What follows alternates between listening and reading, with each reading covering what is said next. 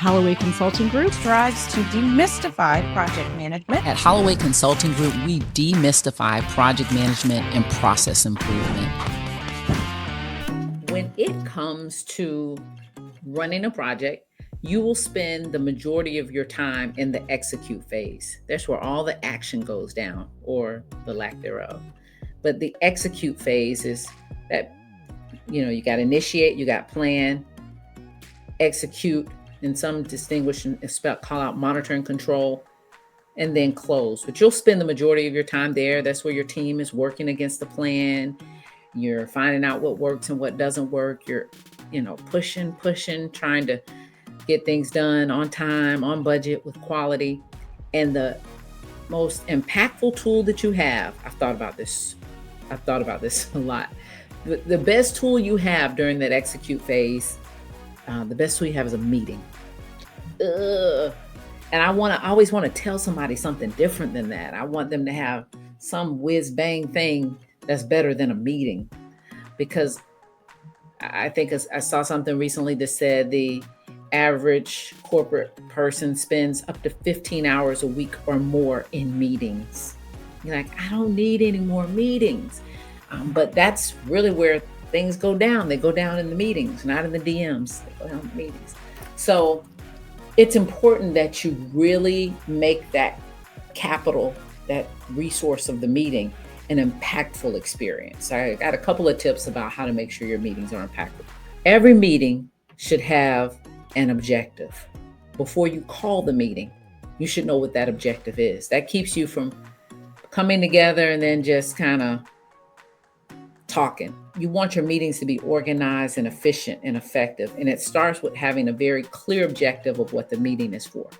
So if I'm about to schedule a meeting and I sit down and I don't have an objective that I'm proud of, it usually tells me I don't need the meeting. Like, I've gotten ready to schedule a meeting before with like 6 people.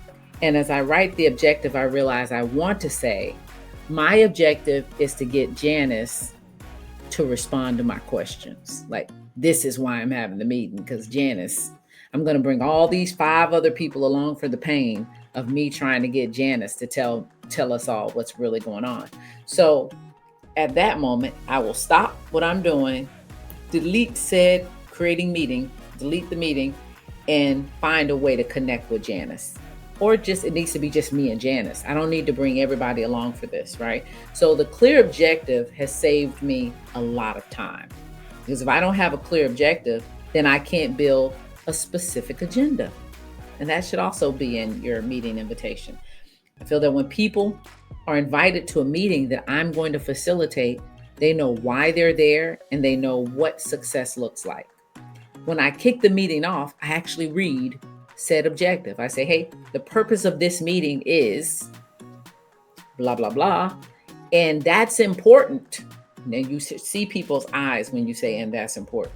Then they're like, oh, what's that important for? That's important because we need to do the following. So it gets everybody paying attention. And then I say, the agenda says that we're going to talk about the following. Does anybody feel that there's something missing from this agenda that we can discuss about? We can talk about adding it or doing something different later, right? Because I want to make sure we all are in agreement that we are talking about the most impactful topic at the time, that this is our meeting agenda, not Quan's meeting agenda. Those are 2 big things. Just those 2 things the practice of you making sure there's a clear objective and then getting everyone's buy-in will take you far. The third one I found to be so much better with the use of artificial intelligence tools. And that's having clear minutes with action items. And so if you have a note taker that you invite into your meeting, even if you were to use Teams and you generate the transcript from the meeting, you could take that transcript and put it in a tool and say, hey, take these minutes and organize them such that it is very clear our decisions and our actions. And if you've spoken that way in the meeting, okay, next thing we're going to do is this. When do we plan to have that completed by? That kind of talk. You will find those minutes to be beautiful. And then I send said minutes out to everybody that attended And even those that didn't attend, that were supposed to be there. Hey guys, this was our conversation. The following were present, and here's what we agreed to do.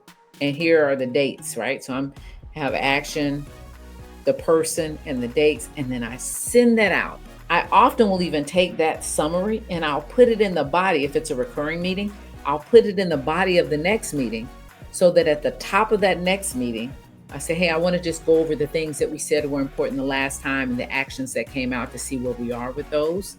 I might time block that for about 5 minutes. And that keeps me out of the habit of having these Groundhog Day meetings where you show up and you're like, hey, oh, hey, no, and you don't get many things completed. So basically, meetings are the most important capital you have often as a project manager. Use them wisely. If you want more tips, I actually have a short class that we could share with you, you and your team. If you feel like this is a place where you're stuck, I'd love to share it with you as a complimentary engagement. So just reach out. Hope you're having a great day. Quan Holloway, Holloway Consulting Group. Thanks.